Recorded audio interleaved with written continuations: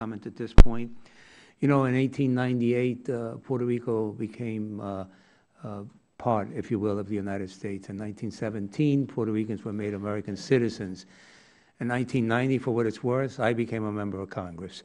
And since that time, and prior to that time when I knew you, you know, are you equating each of those things as important? I said for what it's worth. So I'm not equating it. But there was a direct result, obviously, of all those things happening. And all the time that you've been Attorney General, even before that, you know of my concern. And so we just wanted to thank the Department for including $2.5 million in funding to conduct voter education and a plebiscite to help resolve Puerto Rico's future relationship with the United States. This funding is an important step to me and to millions of Puerto Ricans in Puerto Rico and in the 50 states in defining a process that will allow Puerto Rico to truly determine the constitutional relationship that they want to have with the United States. This language is an important response to a ballot question that was on the ballot last November in Puerto Rico, whether the people of Puerto Rico wanted to remain in their current status or to change to something different. The Puerto Rican people on that day clearly voted for change. This funding is the logical next step in that process.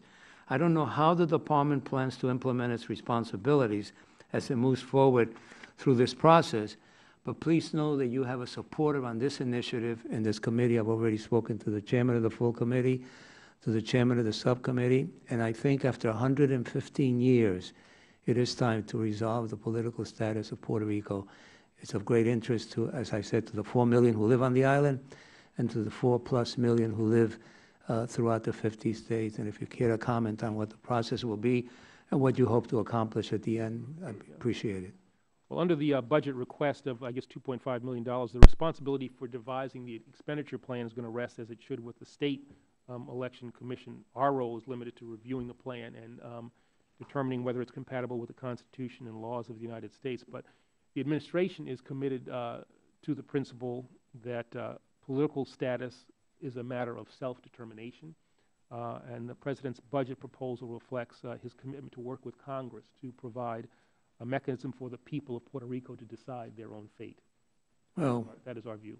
Well, we thank you. We thank you for that comment, Mr. Attorney General, and we hope that we can work together as a nation, if you will, to resolve this issue. And once again, I thank you for your service. Thank you, Mr. Chairman.